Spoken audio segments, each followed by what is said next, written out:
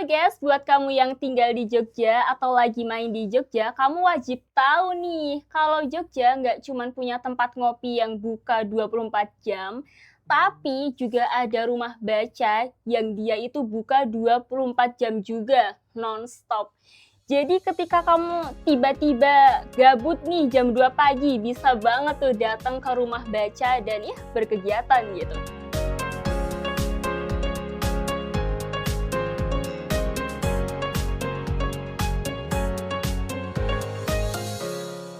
Dan kembali lagi di Kertas, obrolan kreatif tentang literasi dan komunitas. Aku Syifa, dan kali ini akan menemani Sobat Pena semuanya untuk mendiskusikan tentang salah satu rumah baca di Yogyakarta yang dia ini buka 24 jam dan sangat terbuka untuk semua orang yang memang ingin datang untuk belajar. Sebelum lanjut lebih jauh, alangkah lebih baiknya kita nonton video profil komunitas tersebut. Selamat menyaksikan!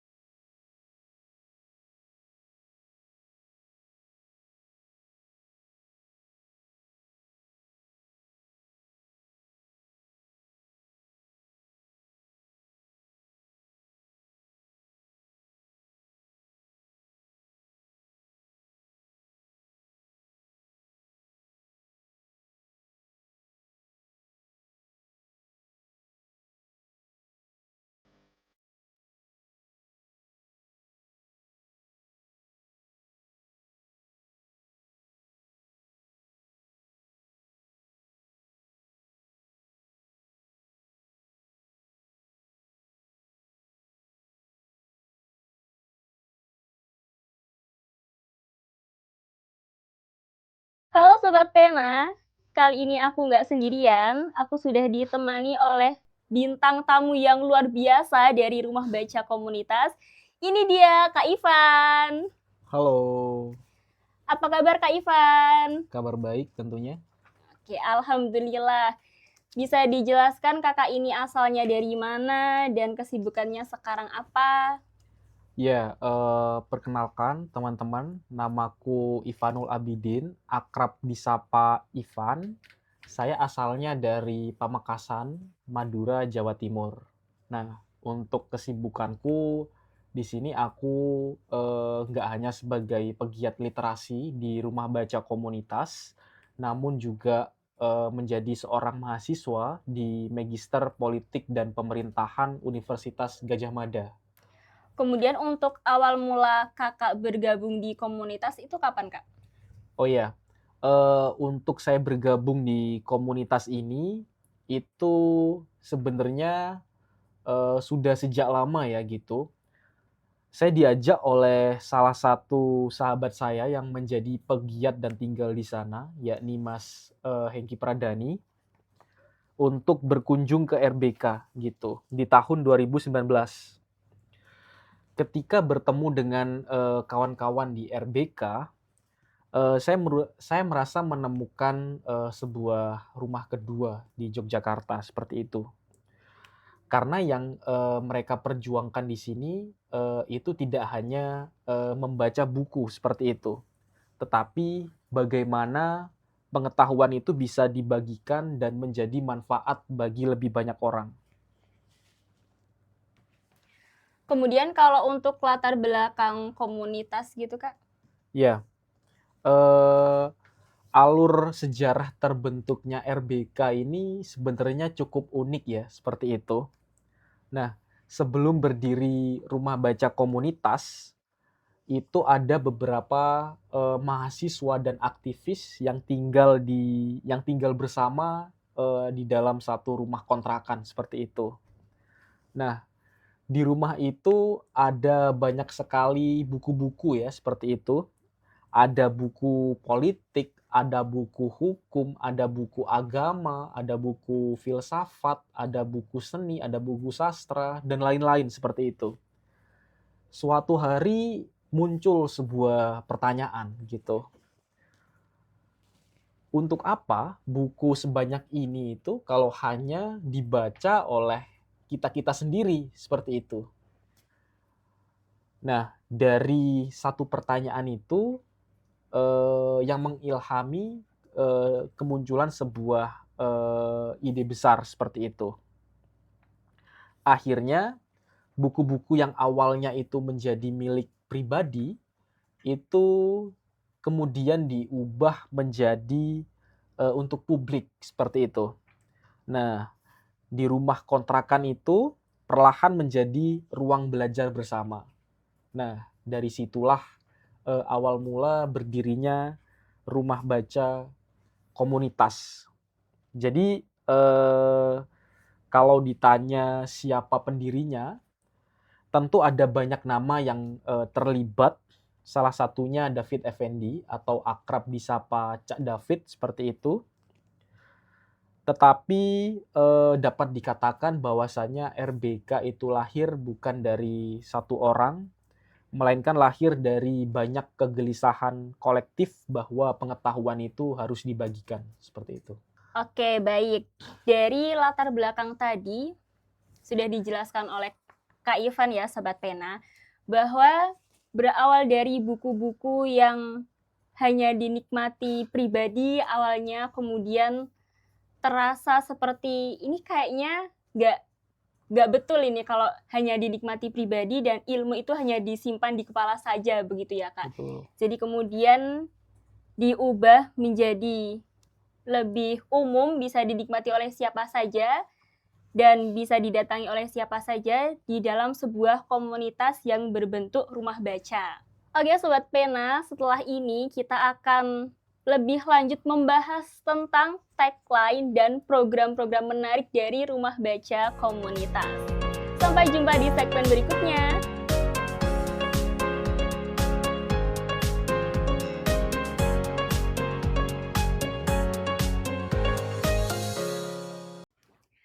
Kembali lagi di Kertas, obrolan kreatif tentang literasi dan komunitas. Dan kali ini kita akan membahas tentang tagline dari rumah baca komunitas, yaitu membaca, menulis, dan menanam. Nah, dari tagline ini, Kak, kalau dari membaca dan menulis ini kan kegiatan yang berdekatan ya, Kak. Nah, kalau tiba-tiba terus ada menanamnya itu, Kak, adakah isu atau makna tersendiri begitu, Kak? Ya, ini sebenarnya sebuah perjalanan panjang di rumah baca komunitas ya gitu. Pada awalnya kami hanya banyak berkutat dengan buku saja gitu. Tetapi semakin lama kami menyadari bahwasanya membaca saja itu tidak cukup gitu. Ada sebuah persoalan lain yang terjadi di Indonesia saat ini, yakni persoalan lingkungan seperti itu. Maka lahirlah 3 kata itu. Membaca artinya membuka wawasan, lalu kemudian menulis artinya menyuarakan gagasan, lalu menanam artinya mewujudkan gagasan itu ke dalam sebuah tindakan nyata. Kami tidak ingin bahwasanya pengetahuan itu hanya berhenti di kepala saja. Ia harus tumbuh seperti pohon, yakni bisa eee, karena itu setelah, kami membaca, lalu kemudian kami menulis, hingga kemudian kami menanam. Menanam ini ya menanam pohon, itu seperti kita menanam, kesadaran dan juga menanam harapan, seperti itu. Karena itu bagi kami, membaca, menulis, dan menanam itu, bukanlah sebuah, kegiatan yang terpisah seperti itu, melainkan, menjadi satu rangkaian proses untuk mampu menciptakan, sedikit perubahan. Baik, kemudian dari tagline tadi, membaca, menulis, dan menanam, program-program yang diangkat di dalam kegiatan-kegiatan rumah baca komunitas ini apa aja, Kak? Baik untuk, program ya gitu. Jadi kalau orang pertama kali ke RBK, biasanya mereka mengira ini hanyalah sebuah, komunitas perpustakaan biasa. Tetapi setelah beberapa hari, mereka ke RBK, pasti mereka beranggapan bahwasanya RBK ini, adalah sebuah ruang perjumpaan, seperti itu. Karena di RBK itu ada beberapa program, seperti di situ ada diskusi buku, lalu kemudian ada diskusi tentang persoalan sosial dan politik kontemporer, lalu kemudian kita ada, bedah film, kemudian kita ada perpustakaan jalanan, kita ada RBK for Kids, kita ada sekolah ekoliterasi, dan lain-lain seperti itu. Nah, jadi, bagi kami adalah, buku itu bukanlah sebuah tujuan akhir seperti itu. Nah, buku bagi kami adalah alasan agar orang-orang itu, bisa bertemu dan belajar bersama di RBK, seperti itu. Baik, luar biasa sekali ya Sobat Pena. Tapi untuk ini Kak, sekolah ekoliterasi tadi, Iya, ini sekolahnya dengan mendatangkan anak-anak atau pelajar ke komunitas atau dari komunitas itu berkolaborasi dengan orang-orang luar gitu Kak? iya.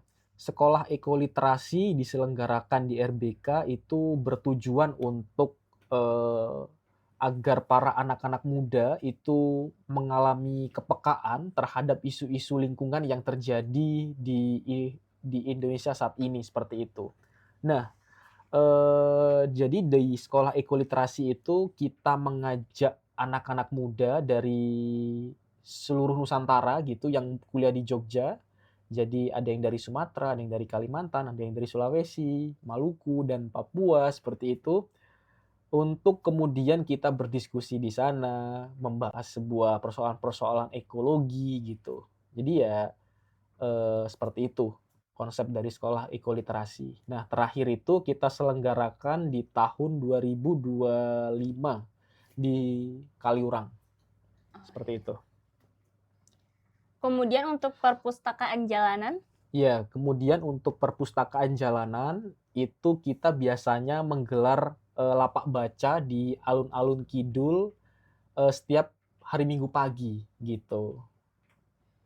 tapi kalau buku-buku itu dipinjamnya ada limitnya nggak Kak? Untuk, peminjaman buku sebenarnya itu tidak ada limit ya gitu. Jadi yang menjadi pembeda dari RBK dengan perpustakaan lainnya, jadi kalau di perpustakaan lainnya misalnya di Perpusda atau di perpustakaan kampus gitu. Jadi, kalau kita meminjam buku itu biasanya perlu ada KTP atau KTM gitu. Nah, kalau di RBK itu tanpa identitas gitu. Jadi teman-teman bisa langsung meminjam buku aja gitu kalau mau. Terus kalau ada buku yang hilang atau nggak kembali gitu Kak? Ya, jadi kalau ada buku yang hilang ataupun, buku yang nggak kembali, kalau di RBK itu kita memiliki sebuah adagium gitu. Jadi kalau ada buku yang nggak kembali, berarti buku tersebut sudah, memiliki pemilik aslinya, gitu. Oke, luar biasa sekali ya sahabat pena. Kalau ada buku yang hilang atau ternyata nggak kembali, diartikan sebagai buku tersebut sudah menemukan pemiliknya begitu ya. Betul. Luar biasa sekali. Nah, di segmen yang selanjutnya kita akan membahas tentang tantangan dan harapan komunitas terhadap masyarakat luas. Sampai jumpa di segmen berikutnya.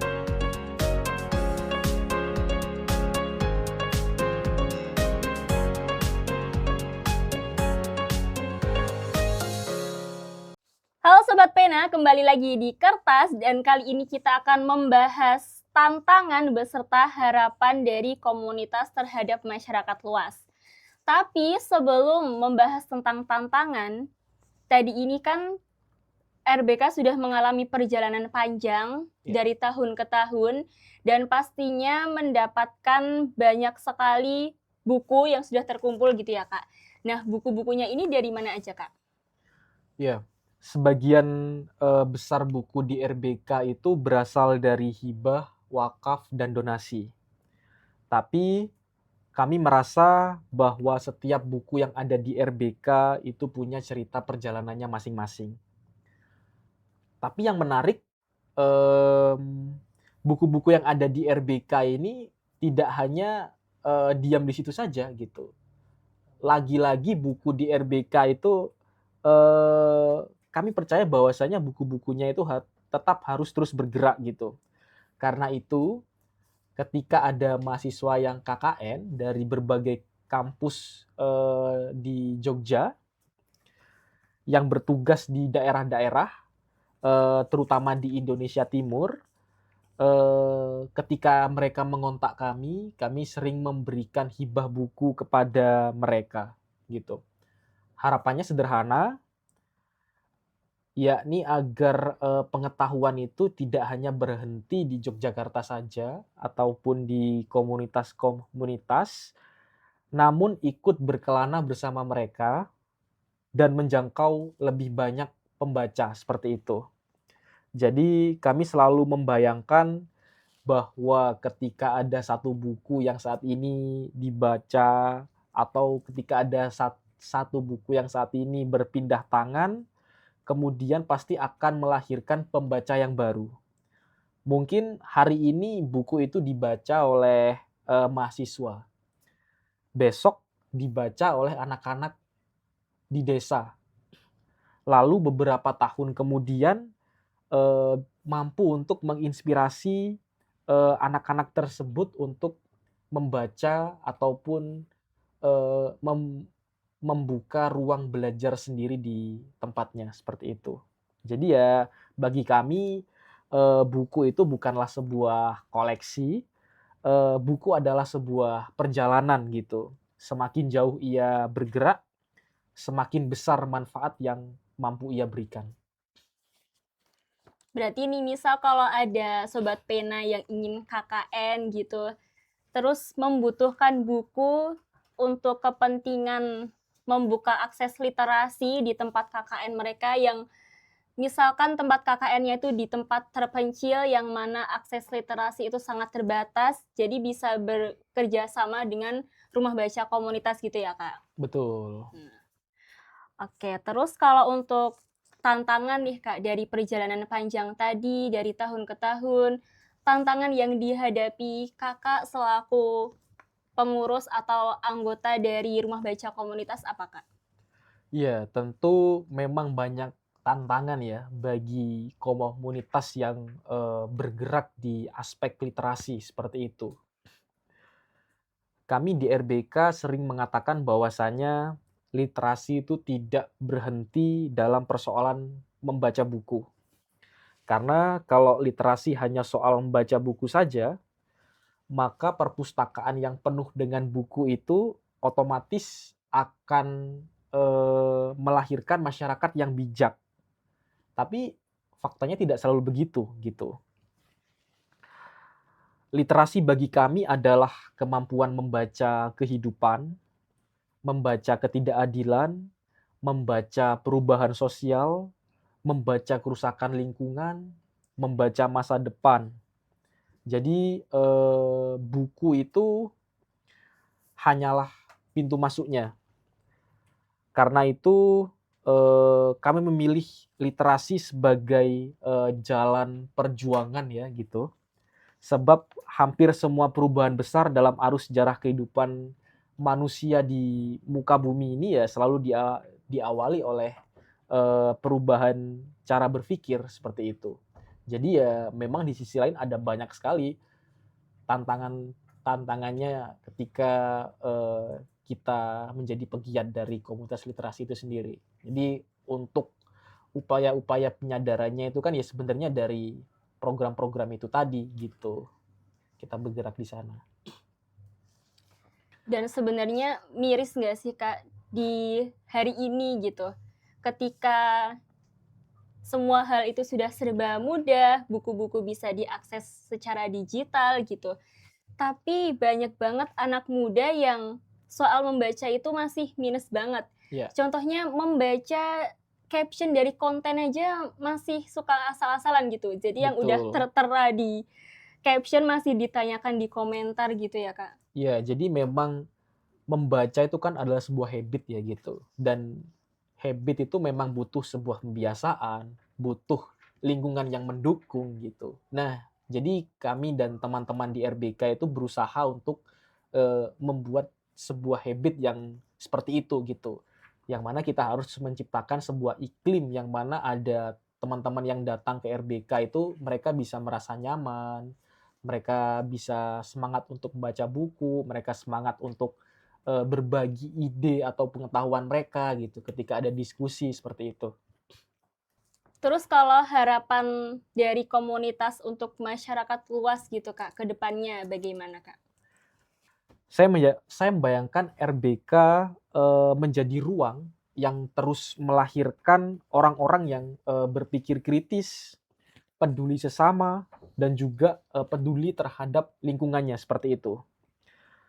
Kalau suatu hari orang yang pernah singgah di RBK, lalu kemudian mereka pulang ke kampung halamannya, lalu kemudian mereka membuat sebuah komunitas ruang belajar.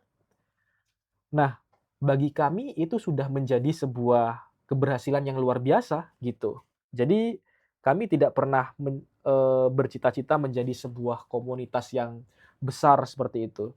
Yang kami harapkan justru semakin banyak ruang belajar yang baru itu lahir di berbagai tempat gitu.